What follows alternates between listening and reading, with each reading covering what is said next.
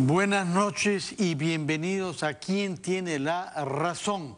Necesitamos responder esa pregunta hoy con más urgencia que nunca, puesto que estamos ante una decisión judicial que ha impuesto prisión preliminar de 10 días a un expresidente de la República, elegido hace menos de 3 años, Pedro Pablo Kuczynski.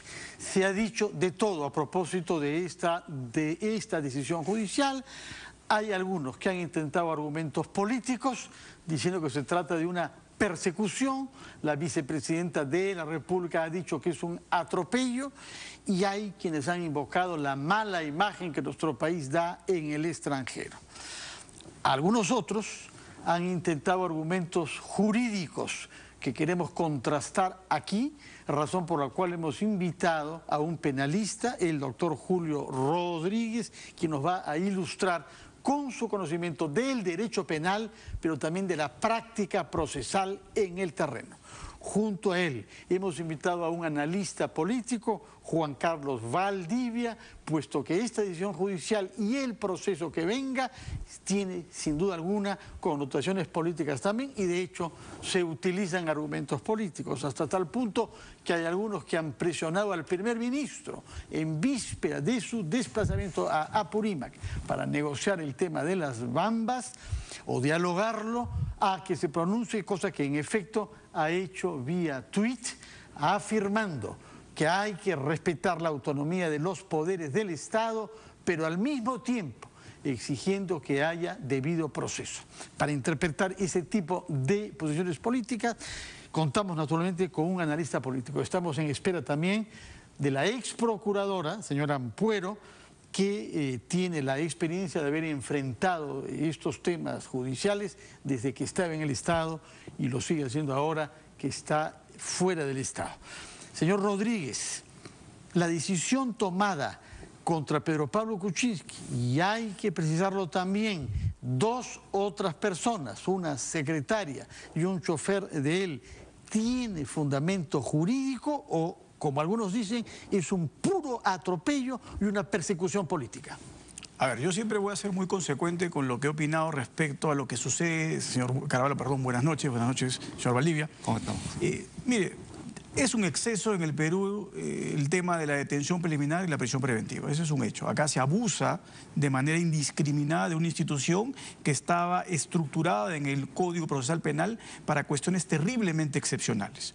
En términos generales, para mí esta decisión es una decisión que no respeta estándares mínimos de fundamentación de las reglas propias del peligro procesal, que está dividido en peligro de fuga y en peligro de entorpecimiento. Ahora bien, si esto lo medimos de manera comparativa con lo que ha sucedido con otros casos, podríamos llegar a la conclusión de que estamos ante un escenario muy similar al de Ollantumala, muy similar al de Keiko Fujimori. En ambos casos yo me pronuncié oportunamente que también estaba en abierta discrepancia con la decisión emitida por los juzgados correspondientes. Igual lo digo en este caso, pero si el tamiz va a ser estamos evidentemente ante situaciones muy semejantes. Dentro de las personas involucradas específicamente acá, el chofer del señor Kuczynski y su antigua secretaria, creo yo que según lo que dice la decisión, porque no ha habido más información, el pedido del fiscal debe ser mucho más abundante que estas 24 páginas. Y lo que contiene la carpeta aún mayor, eso no lo he podido revisar porque no soy abogado de ninguna de las partes allí involucradas. Pero lo que le puedo decir del pedido que el juez ha decidido y de lo que fundamenta, entiendo yo que en el caso del expresidente Kuczynski hay apreciaciones muy subjetivas y que definitivamente no son admisibles. ¿Cuáles son? Por ejemplo, tiene varios domicilios. Entonces no tiene arraigo suficiente de naturaleza que fundamente para el juez la credibilidad que se va a estar sometido a este proceso. Eso es arbitrario. Si yo tengo más de un domicilio significa que tengo más arraigo aún, no que tengo menos. Pero no todos esos domicilios están en el Perú, quizás. No todos están en el Perú. Los que se citan ahí. Así es, todos están en el Perú. Así es que esa apreciación es terriblemente subjetiva. Lo otro que puede ser subjetivo es que toma en consideración que él en la actualidad no tiene trabajo alguno.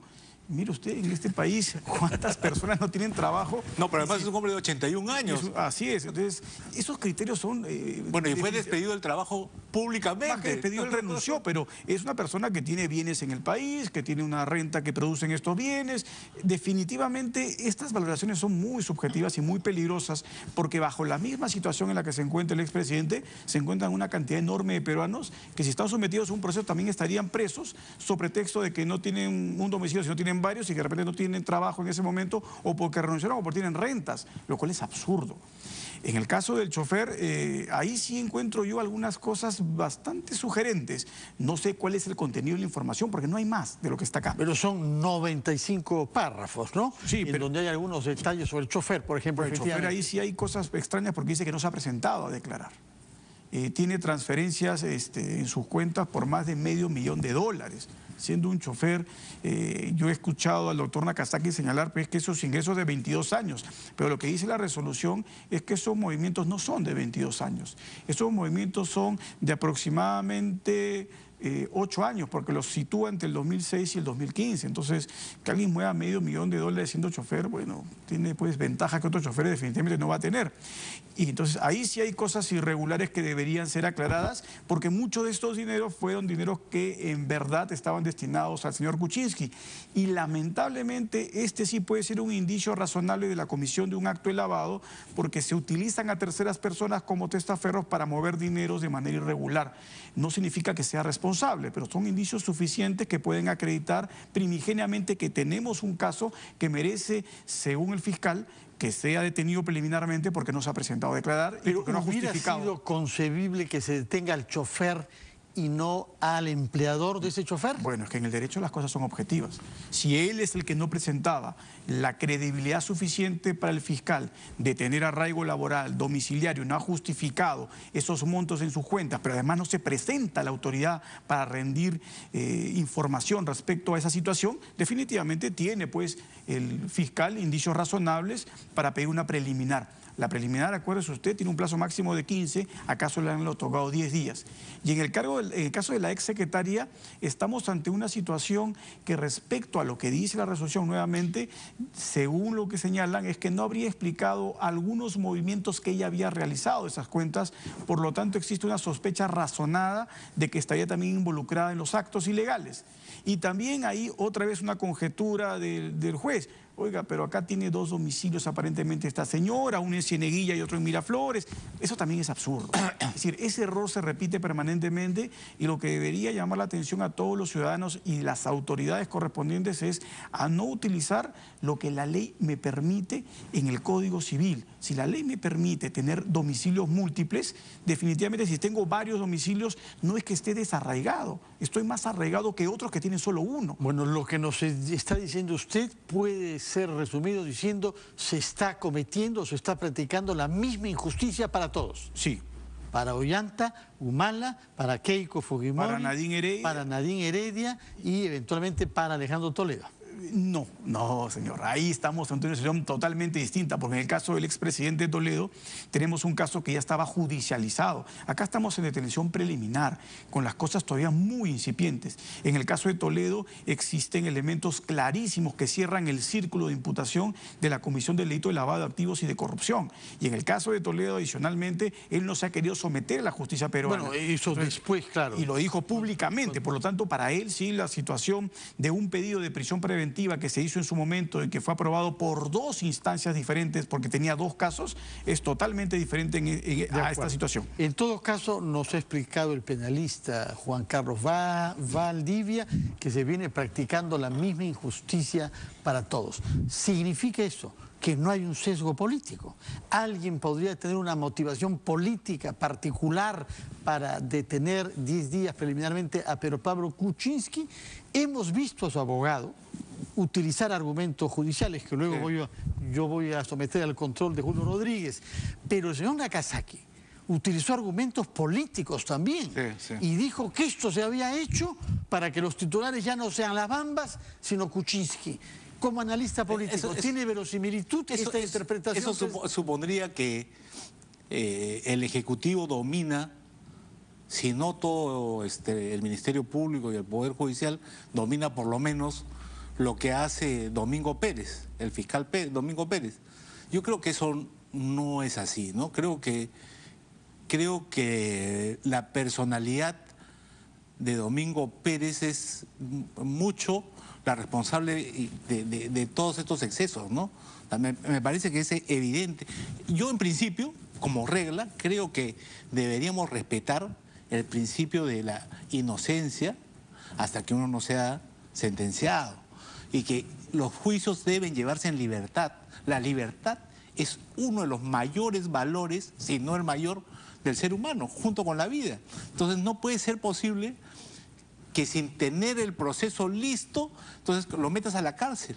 Ni siquiera para el chofer, usted se pone... Para nadie. Más, digamos, más radicales en la crítica que el señor Rodríguez, que consideraba que habían argumentos a favor de la decisión. Es lo mismo que he dicho cuando pusieron en la cárcel a Ollanta Humala y a Nadine Heredia, y lo mismo que he dicho cuando la pusieron a Keiko Fujimori. O sea, creo que son excesos que nadie está tratando de poner control. No, se dice mucho que hay la misma injusticia para todos, eso supone reconocer que hay excesos. La pregunta es, ¿usted qué cosa contesta a quienes juzgan, a quienes opinan que si no hubiesen detenciones preliminares no se hubieran obtenido confesiones y la justicia no hubiera podido avanzar y en consecuencia sería la misma historia de siempre en el Perú? Sí, pues ese es el principio del comunero de Fuerabamba, ¿no? O sea, ¿cómo así? Tomo la carretera, el fiscal Pérez, tomo la carretera y obligo a negociar.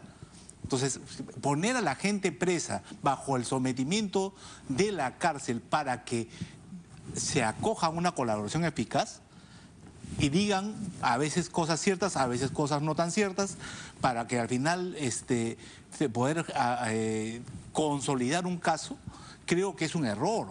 Eso no es lo que se debe permitir. ¿Pero no se hace en todas partes del mundo? No. ¿Hay países donde no hay prisión preliminar? O sea, ¿tú estás de acuerdo con lo que han hecho los comuneros de Fuerabamba? Mi opinión, yo lo que quiero es conocerla a usted. No, si quieres no.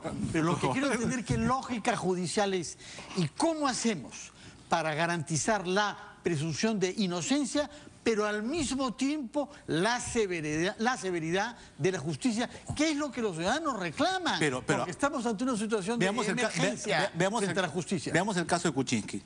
Hay unas transferencias hechas por Odebrecht a su empresa, que es la empresa que tiene con este señor chileno, en donde al final las utilidades le tocan a él y le cae un montón de plata. Ahí hay un caso. O sea, no tiene por qué acogotar al chofer y acogotar a la secretaria para que hablen. Ahí hay un caso. No tienes por qué meter a la prefectura durante 10 días a un hombre de 80 años para que declare o no declare, para que se sienta en peor situación psicológica. Creo que lo que hay que hacer es que los fiscales acusen y que los jueces resuelvan. Eso es lo que hay que hacer.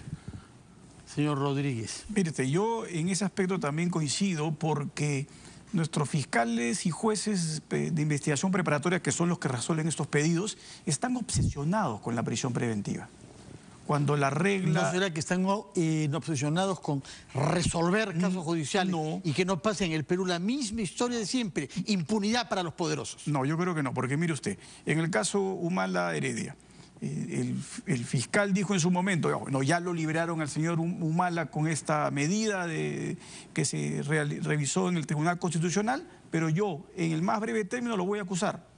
De esto hace más de 2 años y medio y aún no lo acusa. Eso es lentitud judicial, claro, es totalmente reprobable, objetivamente reprobable. Pero no tiene que ver con que se use o no la prisión preliminar, que en principio debería facilitar y dar más prisa. La preliminar solamente es para casos de urgencia.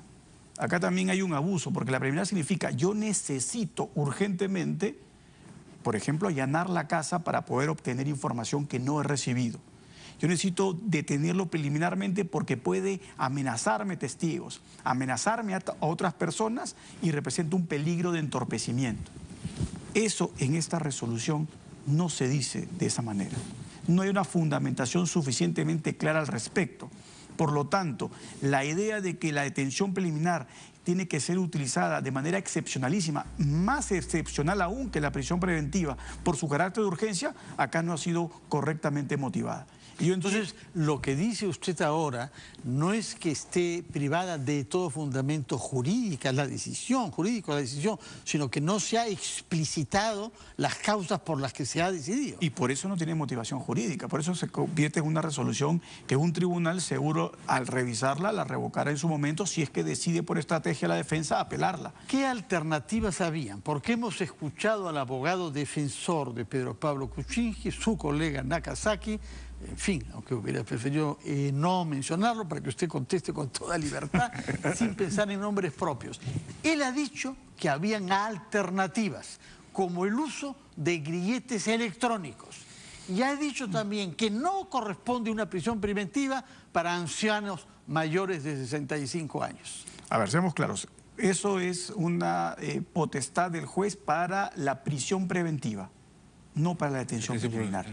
Hay que ser diferenciables estas instituciones para que puedan ser comprendidas. La detención preliminar tiene un plazo máximo de 15 días ante situaciones urgentes y excepcionales.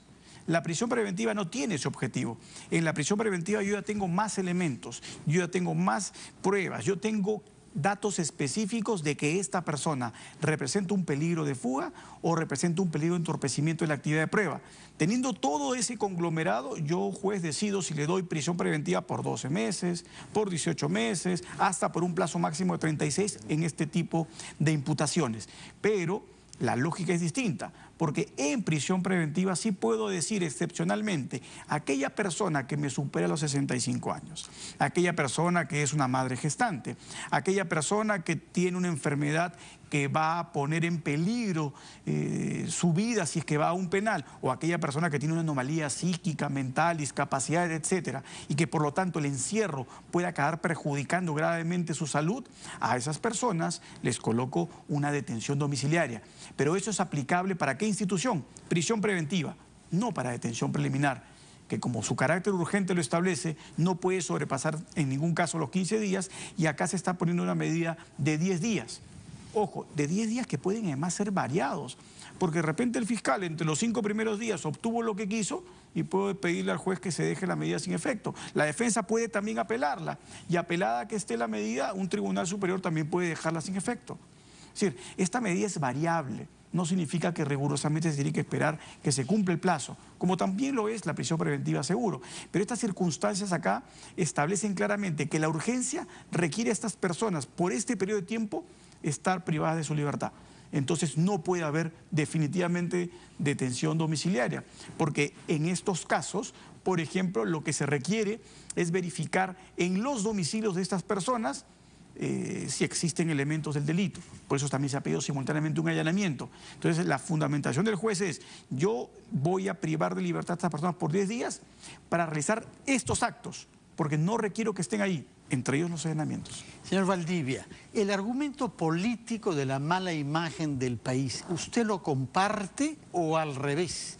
Hay quienes desde el extranjero miran con aprecio, incluso admiración, que haya una justicia severa y plural, porque lo importante es que acá se está tomando las mismas medidas hacia personas con una orientación política sumamente diferente. Hemos visto el caso extremo del juez César Inostroza, juez supremo, que para no ser extraditado al Perú ha declarado hoy en España que lo que se le quiere aplicar equivale a una pena de muerte.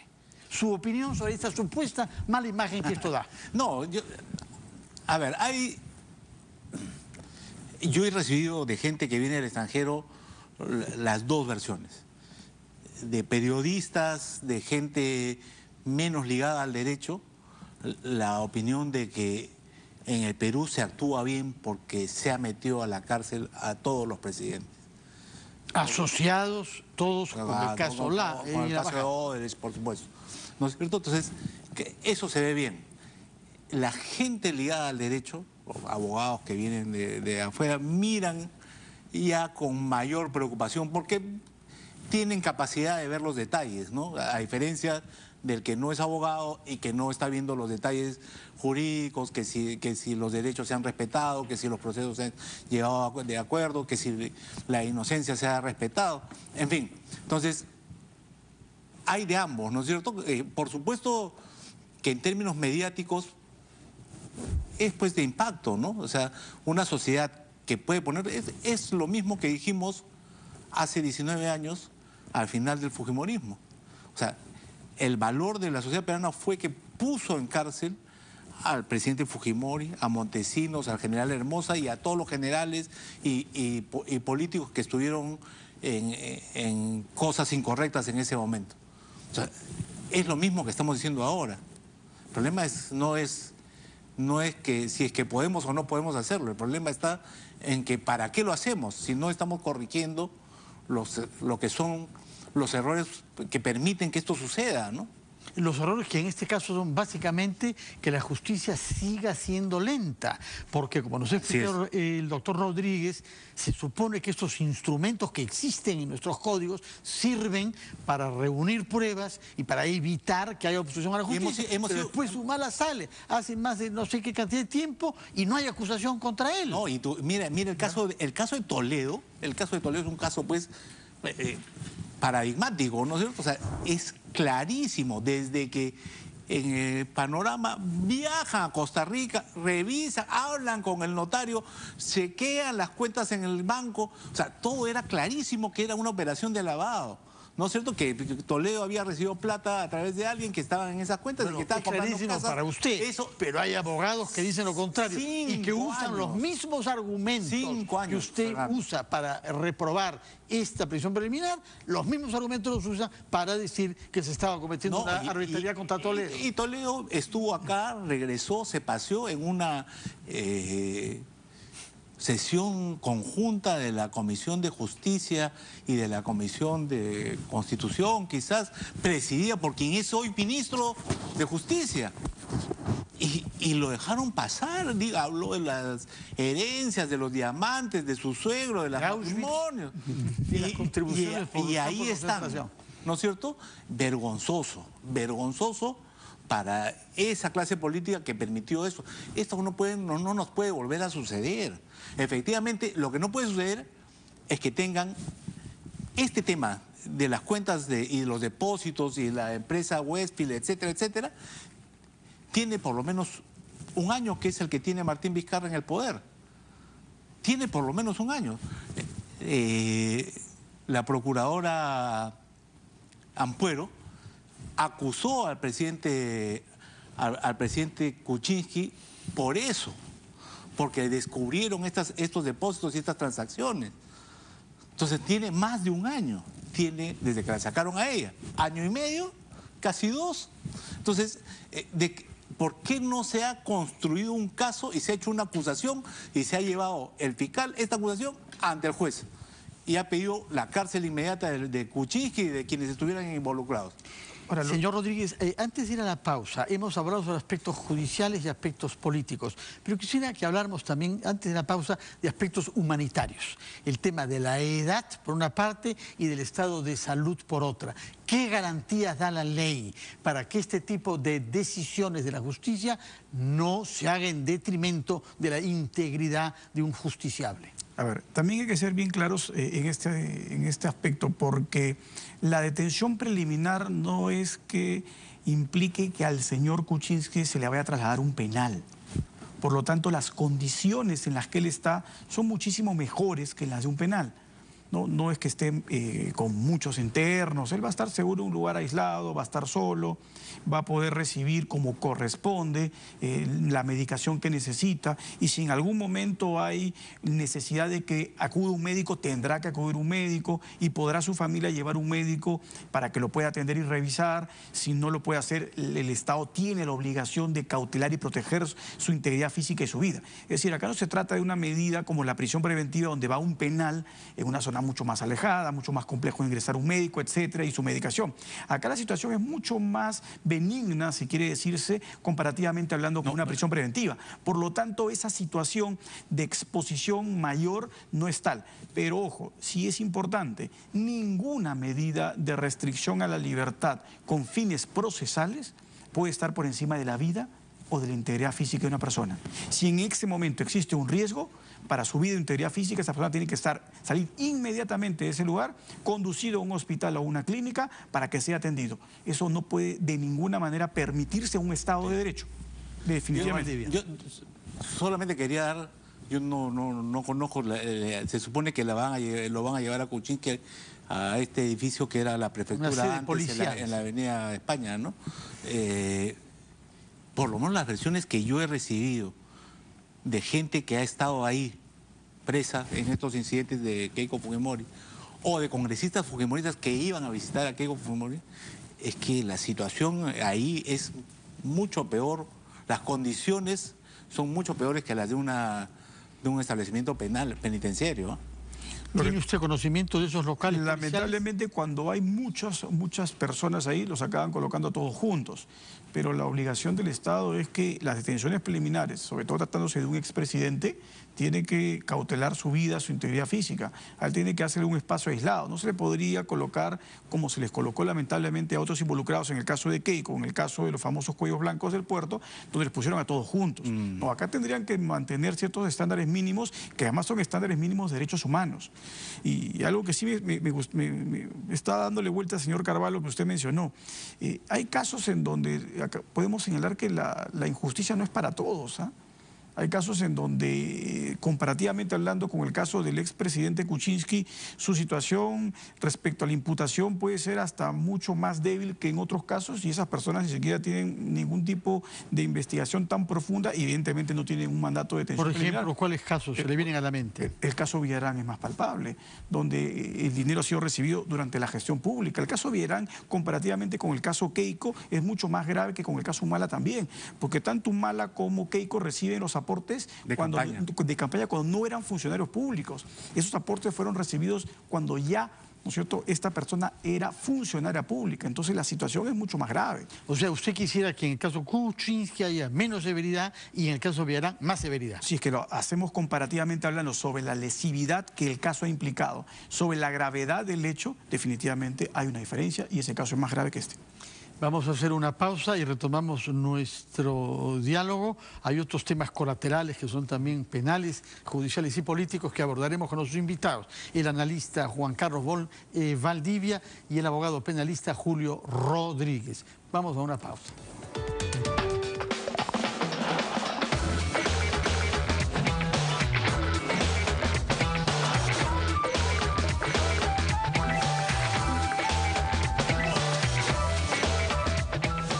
Esto es ¿Quién tiene la razón?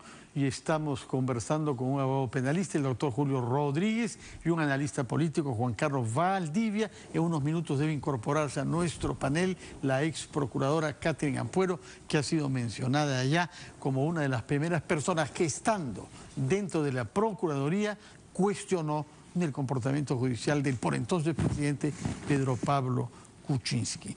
Han habido otras demandas en el día de hoy, entre otras la de Ollanta Humala y Nadine Heredia, que ha pedido que se incorpore información al expediente, demanda rechazada. ¿Puede explicarnos, señor Rodríguez, si esto se ha hecho de acuerdo a la ley? Lo que sucede, y usted lo acaba de mencionar hace un momento y lo estuvimos conversando, es que lamentablemente el caso Humala Heredia es un caso que se está manejando con un letargo realmente impresionante. Entonces, hay una serie de pedidos, entre ellos la incorporación de nuevos elementos de prueba. Lo que sucede es que, en principio, el rechazo se ha producido porque el fiscal ya había dado por concluida la investigación. Entonces, cuando el fiscal da por concluida la investigación, no se debe admitir que se presenten nuevos actos probatorios. Pero, lamentablemente, da por concluida una investigación, pero no acusa o archiva.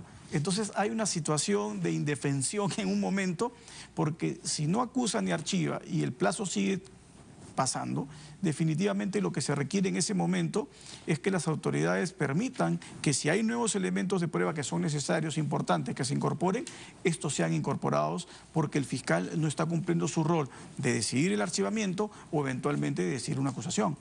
Quiere decir que acá de lo que se trata propiamente es de la lentitud de la justicia, sí, que no acusa, que es la causa general que genera todas estas dificultades en los procesos de fuerte connotación política, pero también el de los ciudadanos de la calle. Definitivamente, o sea, el letargo es para todos, porque hay un déficit en el Perú, y esto ha sido recalcado por innumerables estudios a través de organismos internacionales, que tenemos una cantidad de jueces que no corresponden a nuestra población y evidentemente evidentemente tenemos una cantidad de fiscales que tampoco corresponde, sobre todo que la instauración del nuevo Código Procesal Penal, que es un sistema totalmente distinto al anterior, requiere un rol más activo y protagónico de los fiscales y por lo tanto requiere mayor cantidad de fiscales que antes.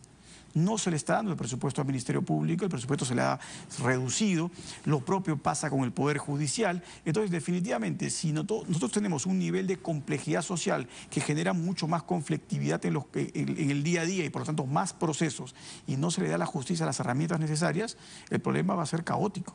Y esto es lo que se evidencia en cualquier proceso de cualquier persona, ya sea ciudadanos comunes y corrientes o casos emblemáticos de connotación política. ¿Cómo podemos interpretar el caso Humala? Porque por una parte nos dice el doctor Rodríguez que hay una lentitud particular, pero otra parte están rechazándole pedidos que hubieran sido naturalmente beneficiarios para su causa. Documentos sobre varios temas, árbitros, Interoceánica Sur y Metro de Lima. Sí, no sé, yo creo que el caso Humala pues es otro caso en el cual las pruebas están ahí, ¿no? O sea, las casas están ahí, sus dos casas. O sea, uno puede hablar tranquilamente de enriquecimiento ilícito viendo las dos casas y de dónde surgieron. O sea, surgen de un garaje a dos casas. Ok, ahí hay una cosa que no puedo explicar. ¿Cuántos carros hay ahí que son de su propiedad? O sea, en general, el gasto y los negocios financieros que ha tenido la familia Humala son clarísimos, ¿no es cierto? Entonces, yo hasta ahora no entiendo por qué nuevamente el fiscal sigue acumulando y sigue acumulando, porque todos están esperando que hable Barata. Entonces, al final Barata no va a decir nada o va a decir mucho. Si dice mucho, bien por todos, pero si no dice nada, entonces vamos a estar con las mismas pruebas que ya tenemos. ¿Barata va a hablar ahora el 24 o va a hablar cuando se apruebe el acuerdo con Odebrecht y entonces ya tenga todo bajo certeza? Esos son los problemas reales. De acuerdo, vamos a ir a una breve pausa para recibir a la ex procuradora Catherine Ampuero, a la que le haremos las mismas preguntas que hemos formulado a nuestros dos invitados. Brevísima pausa y regresamos.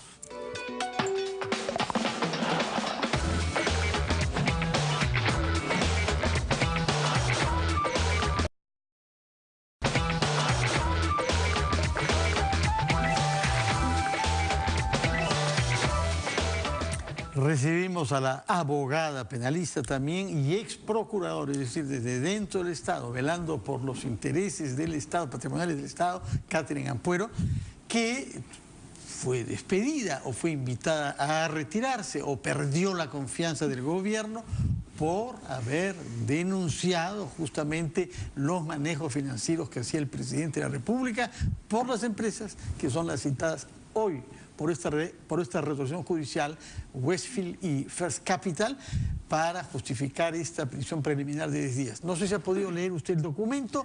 ¿Le parece que tiene fundamento jurídico, que se ha tomado una decisión de acuerdo a nuestros códigos? Respecto, bueno, buenas noches. Respecto a los elementos de convicción que vinculan al investigado Pedro Pablo Kuczynski con la presunta comisión del delito de lavado de activos, considero que los elementos de convicción son graves y abundantes, ¿no? Respecto al primer requisito que establece tomar una medida como esta de privación de la libertad. El otro requisito de una pena superior a 4 años es evidente porque el delito que se le está imputando es grave, es lavado de activos y agravado con el tema de asociación ilícita para delinquir. Pero es el tercer requisito que se ha cuestionado acá en su ausencia, señora Ampuero, que represente el riesgo de obstrucción a la justicia o bien riesgo de fuga, que es la obstrucción a la justicia en grado supremo. El tema está en el tercer requisito, efectivamente, con el tema de peligro de fuga, y considero ahí que es el argumento más débil del pedido de la Fiscalía y que ha sido amparado por el Poder Judicial, porque justifican el peligro de fuga en la posición económica que tiene, en que tendría más de 2 domicilios, ¿no? Sin embargo, se puede acreditar el peligro de fuga u obstaculización de la acción de la justicia para que pueda llegar finalmente a la verdad del fiscal, y se señala allí de que habría habido interferencias en la declaración que puede dar o ya habría dado la contadora Denise Hernández, me parece que se llama, ¿no? Y que ella tuvo un accionar o conocía los manejos de la empresa Westfield Capital. No nos olvidemos también que el pedido de prisión preventiva que justificó la prisión preventiva de Keiko Fujimori, ¿no?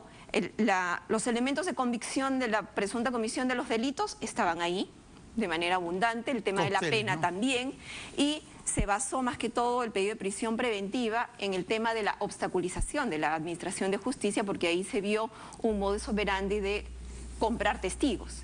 Y aquí habría una interferencia para cambiar la testimonial o influir en la declaración o en la información que valdría o ya dio o estaría dando esta contadora. Sin embargo, la resolución judicial no señala de qué manera o de qué forma se estaría dando esta interferencia. Esperemos que el fiscal, al momento de que hizo su pedido, haya señalado cuáles son estos elementos que le hacen concluir que habría este peligro de obstaculización. Si es que la entiendo bien, ¿usted cree que la medida está al borde de la severidad excesiva, pero no es un exceso ni contradice nuestro marco normativo? Así es. Es dura, pero no un exceso. No es el mismo matiz, señor Rodríguez, que el suyo, ¿eh? Usted hablaba directamente de excesos. Sí, no, para mí sí es un exceso. ¿Por qué? ¿Cuál es el argumento? A ver, para comenzar, porque este tipo de medidas, si bien es cierto, son detenciones de carácter preliminar, donde el fiscal lo que tiene que presentarle al juez son indicios razonables, todavía no con grado de certeza, sino de una probabilidad de que esta persona represente un peligro de fuga o entorpecimiento, tiene que estar plasmado en datos objetivos. Y lo que está construyendo acá, sin ningún dato objetivo, el juez en su resolución, no sabemos qué es lo que ha pedido el fiscal, pero en el tema de la contadora dice que podría eventualmente tratar de cambiar su versión que ya dio, pero no hay ningún elemento objetivo que lo aterrice. ¿Usted conoce qué es lo que la contadora ha dicho? No, justamente por eso estaba señalando que la resolución judicial no señala cuál habría sido esa interferencia que habría sido, digamos, pasible esta contadora. Simplemente se habla de la interferencia en la declaración, en la información que habría dado. Probablemente en su declaración ella señale algo al respecto, ¿no? Pero a lo que hemos tenido acceso, directamente colaborando. Claro, no exactamente. Se dice todo en documentos de este tipo, por supuesto, porque hay guardar reserva judicial. Lo que no hemos tenido acceso, no sé ustedes, es el pedido o el requerimiento fiscal acerca de esta medida. Lo que hemos tenido acceso es a la resolución judicial. Y la resolución judicial simplemente señala esto, pero no señala en qué fundamenta o cuáles son los elementos que habría presentado el fiscal para sustentar esta afirmación. Pero ahí el juez literalmente coloca eso en condicional, porque dice, toda vez que trataría de ocultar elementos de prueba, no dice cómo. Trataría significa que está condicionándole a una suposición. Y en una medida de este tipo no puede suponer. Tiene que haber un dato objetivo que lo lleve a un silogismo lógico a concluir que esta persona puede materialmente obstruir la justicia o puede representar un peligro de fuga. Y después dice, así como influenciar a la contadora. O sea, todo está en condicional. Y eso es lo que este tipo de medidas no puede admitirse, porque tienen que haber datos claros para que lleve el juez a una conclusión. Yo siempre a mis alumnos en la universidad les pongo como ejemplo un caso que todo el mundo conoce, es muy sencillo, el famoso caso de Abencia Mesa y este señor Mamanchura. ¿Cómo es que yo digo que esta persona representa un peligro de fuga? ¿Dónde lo encuentran? ¿En su casa? No, lo encuentran en un hotel. ¿Cómo se identificó en ese hotel? Con un nombre falso. ¿Dónde estaba ese hotel? En Tumbes, que es un lugar donde él no vive, no trabaja. Es decir, tengo todos los elementos objetivos para decir, ese sujeto se va a fugar.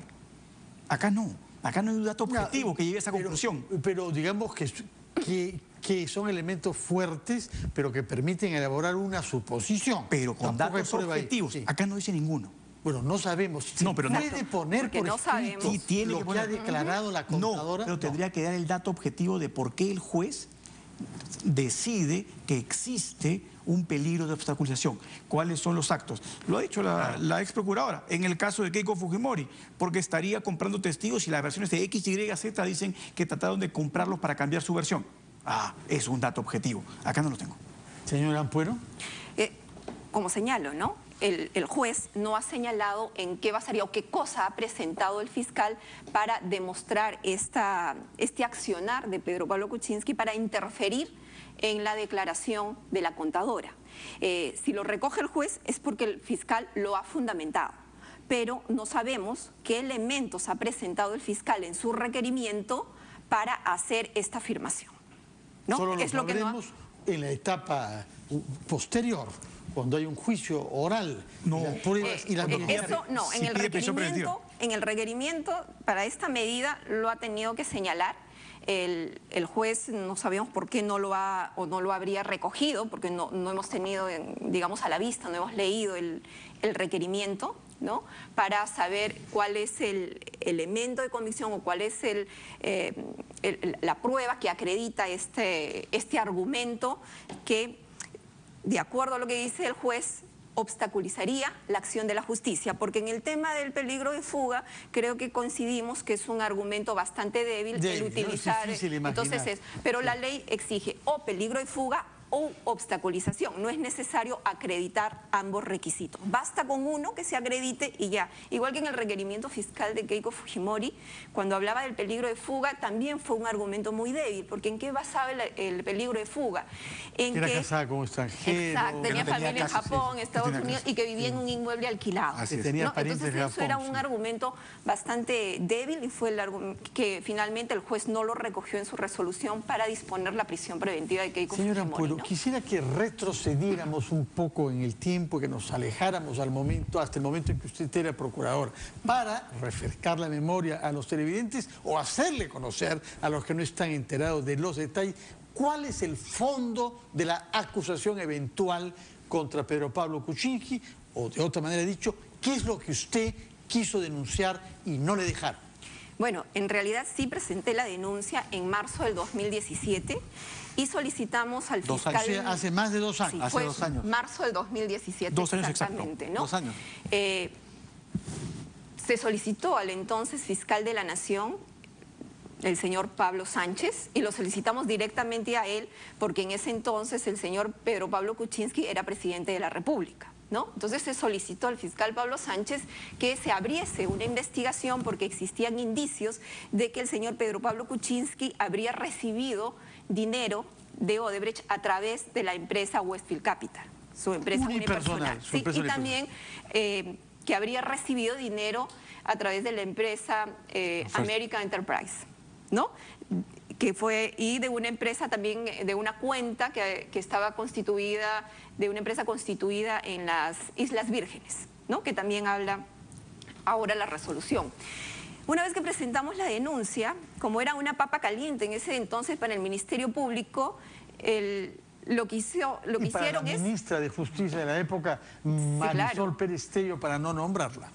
En consecuencia, lo que hicieron la Fiscalía es hacerse un ping-pong con la denuncia diciendo, por ejemplo, el fiscal en ese entonces, Hamilton Castro de Lava Jato, dijo, yo no soy competente, y lo manda al fiscal de lavado de activos, que en esa época el coordinador era el fiscal Rafael Vela. Pues ellos, no, yo tampoco soy competente porque eso está vinculado a Lava Jato, otra vez se lo mandó, y en ese ping-pong llegó a noviembre del mismo año, 2017, en donde una fiscal suprema... 8 meses, ¿ah? 8 meses de ping-pong, es un largo partido. Entonces, una fiscal suprema le ordena al fiscal Hamilton Castro que él es el competente porque está vinculado al caso Lava Jato y él es el competente para ver el caso Lava Jato, que proceda pues a abrir la investigación correspondiente y dando trámite a la denuncia que presentamos. Incluso en esa denuncia, a la semana de haberse presentado, ampliamos la denuncia, incluimos el tema de la interoceánica, incluimos el tema de Olmos, incluimos el tema del transporte de gas, TGP, ¿no? Y que ahora también lo ha recogido la disposición fiscal y la resolución judicial. Nosotros ahí planteábamos que el señor Pedro Pablo Kuczynski había recibido plata de esta empresa para finalmente beneficiarla en la Interoceánica Sur. En ese momento no teníamos cómo acceder, digamos, a cuentas bancarias, porque ni tampoco a un levantamiento de reserva tributaria, ¿no? O de secreto bancario. todo esto estábamos solicitando a la Fiscalía que lo haga, porque la Procuraduría no es competente para eso. Incluso la Procuraduría no puede solicitar información a la Unidad de Inteligencia Financiera. El único competente para ello es en la Fiscalía. Y todo eso le estábamos solicitando a la Fiscalía, ¿no? Desde entonces, desde noviembre del año 17 hasta ahora, es decir, un año y medio después, ¿las tesis que usted sostuvo siguen plenamente vigentes? ¿Se han reforzado o se han debilitado? Se han reforzado. ¿Y se han ¿Con qué reforzado? elementos nuevos?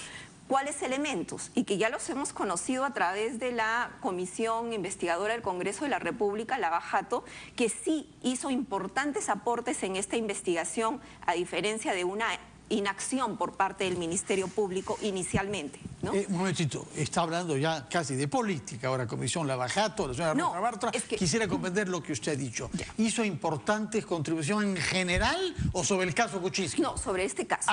Sobre el caso Kuczynski contribuyó la Comisión Lavajato. Sobre el resto nos abstendremos por ahora. Claro, porque yo he criticado, por ejemplo, en el tema de la línea del metro, porque recordarán también que no fue la única denuncia que presenté al señor Pedro Pablo Kuczynski, también denuncié al señor Alan García por la línea del metro, ¿no? Y lamentablemente la Comisión Lavajato ahí no encontró ningún tipo de responsabilidad, ¿no? Ese es otro tema. Hay algunas referencias en el documento, pero no en las conclusiones, creo, exactamente, ¿no? Una cierta falta de simbiosis entre las conclusiones y el cuerpo del texto, me parece recordar. Usted conoce eso con más detalle que yo. Exacto. Entonces, centrémonos aquí. A través de la Comisión Lavajato, ¿qué cosa salió? La información que brinda el Banco de Crédito del Perú a raíz de que la comisión lo solicita, y ahí aparece pues los contratos de asesoría de estructuración financiera que hicieron a la Interoceánica Sur, tramos 2 y 3, y también a Olmos, y también otras obras más que todavía no están incluidas en esta investigación. Pero más grave que es que esos contratos se firmaron, se hicieron, cuando ni siquiera la obra había sido adjudicada. Señor Rodríguez, usted estaba diciendo que es muy severo este texto, no hay argumentos. No, pero a ver, yo he dicho bien claro que ha sido muy severo en cuanto a la decisión de dar la detención preliminar. Claro. Una cosa es lo que en derecho se llama suficiencia probatoria. Yo creo que este caso tiene suficiencia probatoria. Claro, tiene abundante suficiencia probatoria, sí, claro. Abundante. Eso es distinto. Abundante. Cayó usted en mi trampa, es lo que quería que diga. Exactamente. Bueno, tiene suficiencia probatoria, pero uno de los 3 requisitos no tiene validez para él, el de constituir un riesgo de obstrucción a la justicia. Usted nos ha explicado que es probable de que sí. Y es más, yo diría además ahí que no solamente debe ser investigado por lavado de activos. No olvidemos que Alejandro Toledo está investigado por colusión, delito contra la administración pública. Si bien es cierto, esta resolución habla que el delito precedente de lavado de activos sería el delito contra la administración pública por hechos de corrupción, ¿no? Delito de colusión, tráfico de influencias, también se le debe ampliar la investigación, ya sea en esta o en el proceso que se les está siguiendo al prófugo de la justicia Alejandro Toledo, ¿verdad? ¿Por qué? Porque se trata de la Interoceánica Sur. Fíjese, y lo dice muy bien la resolución, ese acuerdo colusorio que tuvo Alejandro Toledo, prófugo de la justicia, con la empresa corrupta Odebrecht a través de Jorge Barata, ¿para qué?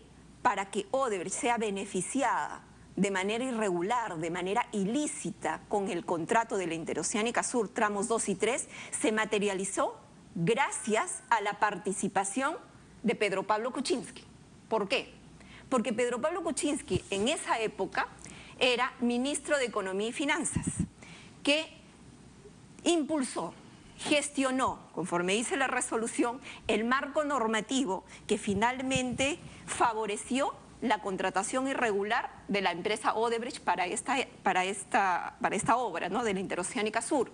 Y no solamente eso, sino que en su condición de presidente del Consejo Ejecutivo de Proinversión, nombró a todos los miembros del Comité de Proinversión que tuvieron a su cargo realizar todo el proceso de licitación. ¿Significa que usted cree que sus tesis o el fondo de la acusación han sido reforzadas? Lo que no quita que hay todavía una pata coja de esta mesa de 3 patas que si representa o no el riesgo de obstrucción a la justicia, ¿qué es lo que justificaría esta prisión preliminar? Quisiera terminar preguntándole lo mismo que le hemos preguntado a los dos invitados sobre la imagen del país, puesto que se ha invocado que la imagen del país recurriendo a la prisión preliminar de esta manera es sale dañada.